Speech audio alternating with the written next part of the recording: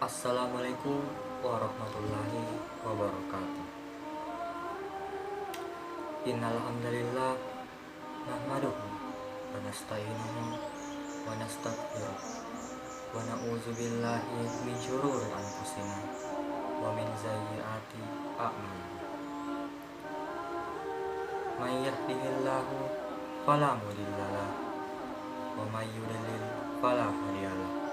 Wa asyhadu an la ilaha illallah wahdahu la syarikalah wa asyhadu anna Muhammadan abduhu wa rasuluh sallallahu alaihi wa ala alihi wa ashabihi wa man tabi'ahum bi ihsan ila yaumiddin. Amma ba'd. Masyiral muslimin rahimakumullah. Al-Imam Abu Abdillah Muhammad Ibnu Ismail Al-Bukhari pernah menyatakan sebuah ucapan yang pantas untuk menjadi renungan bagi kita semua. Beliau berkata, orang muslim yang paling utama adalah orang yang menghidupkan sunnah Rasulullah Sallallahu Alaihi Wasallam yang telah dimatikan atau ditinggalkan manusia. Maka bersabarlah, wahai ahlu sunnah, sesungguhnya kalian yang paling sedikit jumlahnya di antara manusia.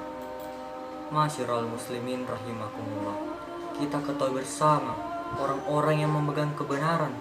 Semoga Allah Subhanahu wa taala memudahkan mereka ke dalam golongan yang senantiasa setiap zaman keadaannya sedikit. Orang-orang yang muslim mereka lebih banyak daripada orang-orang yang mengikuti mereka. Ini seperti yang kita ketahui bersama dalam hadis sahih riwayat Imam Muslim, ketika Rasulullah Shallallahu Alaihi Wasallam mensifati orang-orang yang asing karena berpegang teguh dengan agamanya di awal Islam saja sampai di akhirat Islam di akhir zaman. Rasulullah Shallallahu Alaihi Wasallam bersabda, Islam itu akan datang asing ketika datang pertama kali asing, dan akan asing di akhir zaman.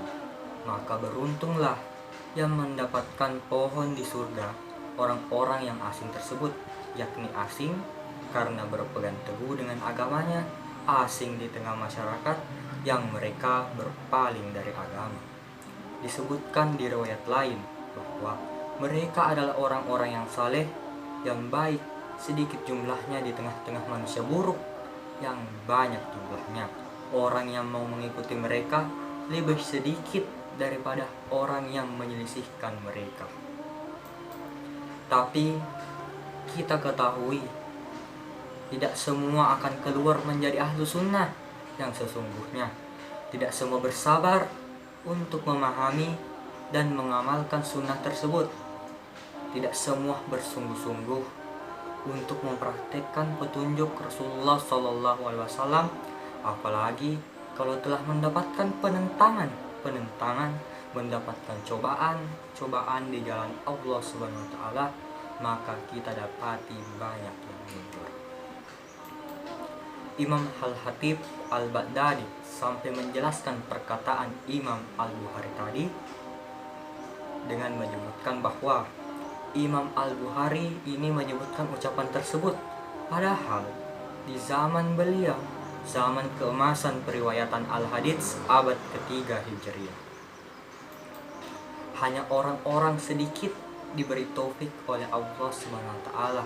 Makanya ini menjadikan kita bergembira sekaligus takut bergembira, karena alhamdulillah kita punya kemauan untuk belajar sunnah. Kita timbulkan keinginan untuk semangat mengikuti apa yang kita lakukan. Tentu demikian pula dengan kajian-kajian Al-Quran dan penafsiran dari para ulama sunnah wal jamaah. Tapi hendaknya kita takut jangan sampai kita tidak bersabar sehingga kita tersingkir dari orang-orang yang dipilih oleh Allah Subhanahu wa taala dengan kemuliaan ini.